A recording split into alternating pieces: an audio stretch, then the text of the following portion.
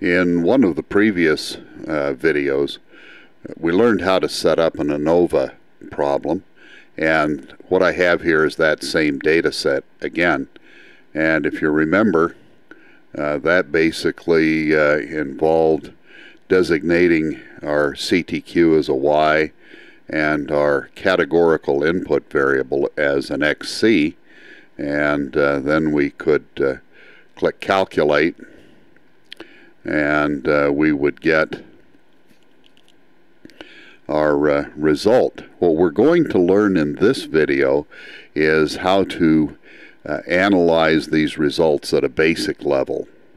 And if you'll also remember from the previous discussion, the question we're trying to answer is, it looks like these three groups of data are different from each other, but we'd like some statistical evidence. So are these means, are the means of these subgroups different, or could we get a result like this just from random chance? Okay. Let me point out that we have a standard ANOVA table up here, and that's what you're going to get in programs like Minitab, Jump, SAS. That's a fairly standard thing.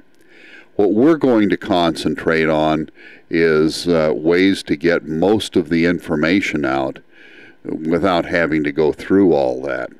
We're going to look at these gas gauges, and then we're going to look over here at the Optimize button. The principles we're going to learn here apply whether you're doing regression or ANOVA or a mixed model. We're going to concentrate over here on the gas gauges. Now you'll see that there are a lot of other things that we can do. Those are more advanced topics, and QuikSigma does provide a full suite of advanced analytical tools, but most of the information can be had right here in the gas gauges, and they're much easier. The first thing to check is the blue pointer. If the blue pointer is in the red, we could not easily have gotten a result this large just by random chance. So we're justified in believing that our variable that we're testing is active. If the blue pointer's up here in the green, you're done. What that says is that nothing's going on here but random variation. The second thing to check is how far to the right the yellow dot is. The farther to the right it is, the more variation your model explains. So what we would interpret here is that this variable does make a difference, but it doesn't explain everything. It explains some things, but not all things.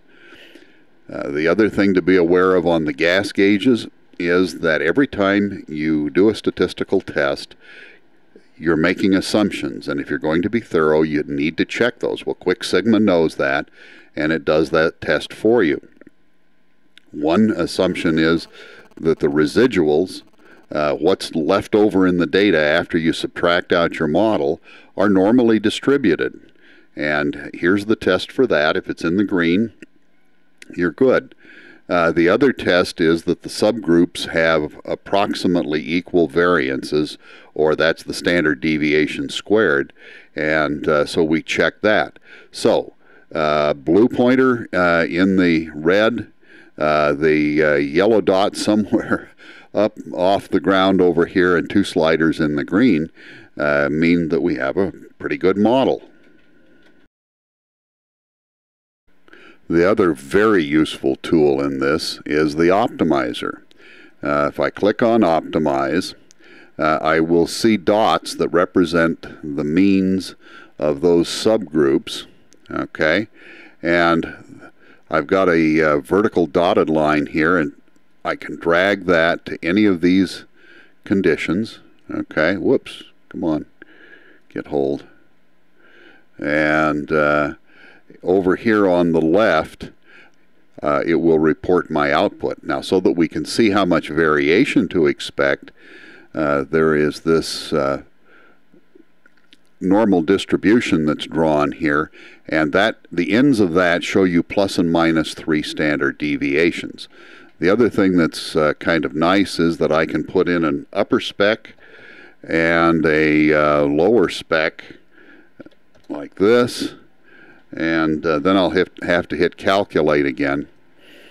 But when I do that, it will not only report my CTQ output, it'll give me an estimate of CP and CPK, and that's extremely useful, and that is unique to QuikSigma.